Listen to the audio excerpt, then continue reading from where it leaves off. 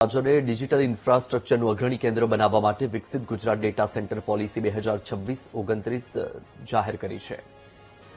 ગાંધીનગરના મહાત્મા મંદિરમાં યોજાયેલા કાર્યક્રમમાં મુખ્યમંત્રી ભૂપેન્દ્ર પટેલે નવી નીતિનું અનાવરણ કર્યું. કાર્યક્રમમાં નાયબ મુખ્યમંત્રી હર્ષ સંઘવી, વનમંત્રી અર્જુન મોઢવાડિયા સહિતના નેતાઓ હાજર રહ્યા.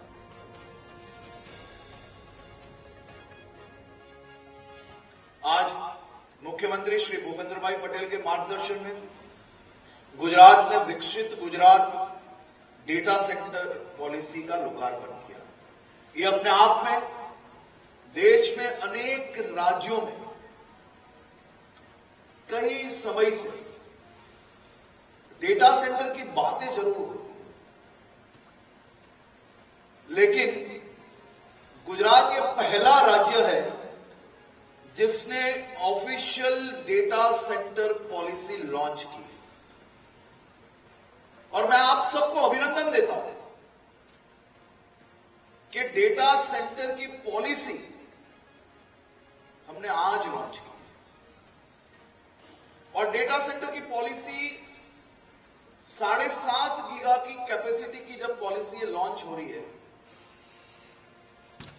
उसके सामने अभी मेरे साथी मंत्री ने आपको बताया, वो आंकड़े उन्होंने केवल और केवल धोलेरा के लिए बताया.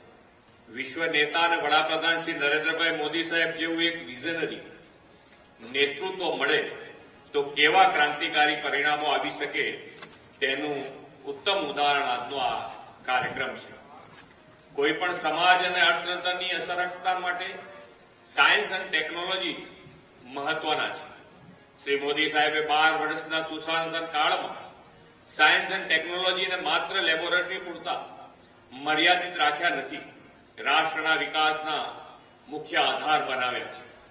ડિજિટલ વ્યવસ્થામાં સૌથી મહત્વની પાયાની બાબત ડેટા છે અને ડેટા જ વિકસિત ભારતના આર્થિક વિકાસનો નવો આધાર બની રહ્યો છે. આપણી આ વિકાસ યાત્રા digital economy, AI, cloud computing, electronics ઉત્પાદન સહિતના ઇમર્જિંગ સેક્ટરને નવી ગતિ આપે છે. વડાપ્રધાનશ્રીના નેતૃત્વમાં ભારત વિશ્વમાં સૌથી મોટો ડેટા યુઝર અને ઉત્પાદક દેશ પૈકીનો એક બન્યો છે અને વર્લ્ડ ક્લાસ ડિજિટલ ઇન્ફ્રાસ્ટ્રક્ચર નિર્માણની અનેક તકો પણ ઊભી થઈ છે.